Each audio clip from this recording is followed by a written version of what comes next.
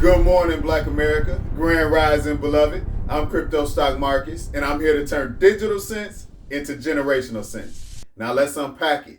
Most people think crypto still sits outside the banking system, like it's this separate world. Apps, exchanges, tokens, but some just happen to change that conversation. A crypto company just got access to the system banks use to move money between each other. Not a trading feature, not a new coin listing, the actual system behind the scenes. Kraken just became the first crypto company allowed to connect the Federal Reserve payment system. That's the same system thousands of banks and credit unions use every single day to move trillions of dollars. We're talking about a network that handles more than $4 trillion in transfers on an average day. Now let's slow this down so everybody understands what that actually means. When banks move money between each other, they don't use Venmo, they don't use Cash App, and they don't use PayPal. Banks use systems run by the Federal Reserve. One of the biggest ones is called Fedwire. Fedwire is basically the system banks use to move large amounts of money between each other.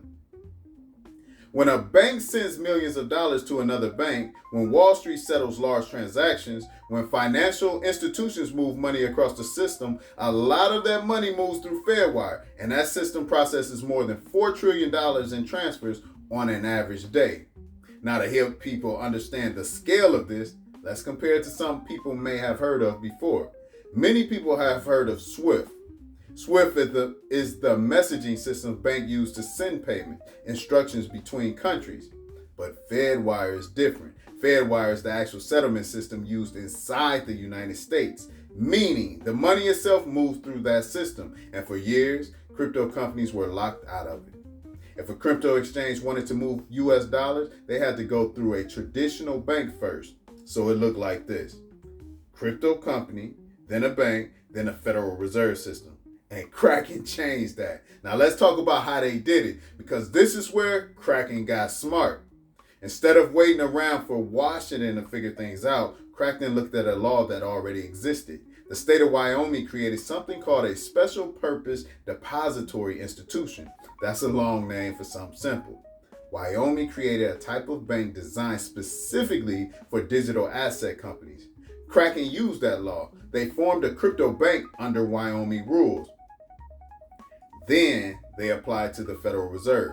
Now Kraken has been approved for what's called a skinny master account. That means they now have partial access to the system banks use to move money.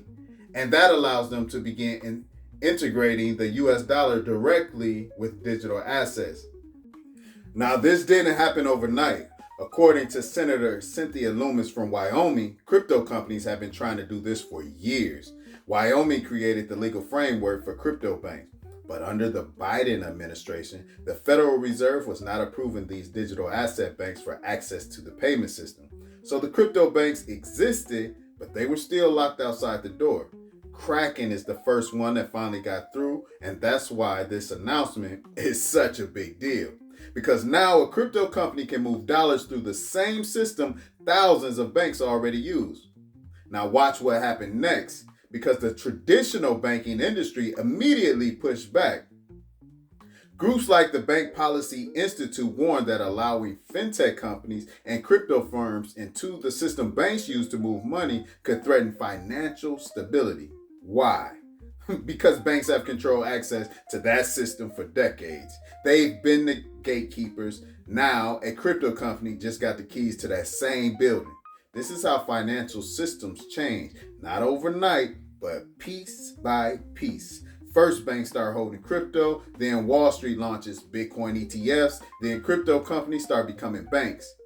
And now for the first time, a crypto company is connecting directly to the system banks use to move money.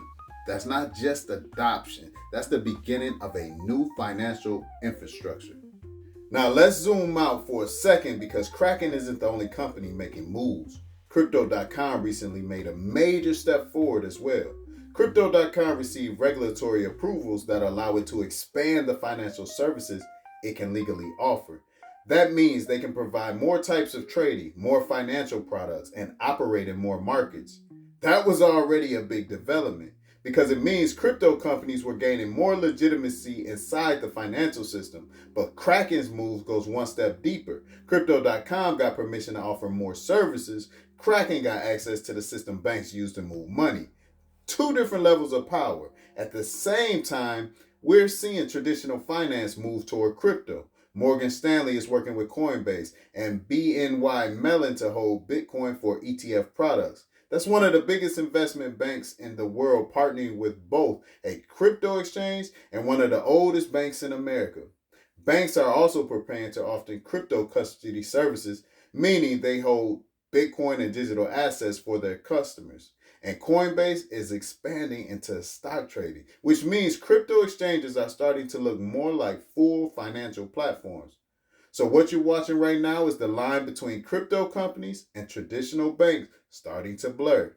And Senator Cynthia Lummis made an interesting prediction when she explained the Kraken news.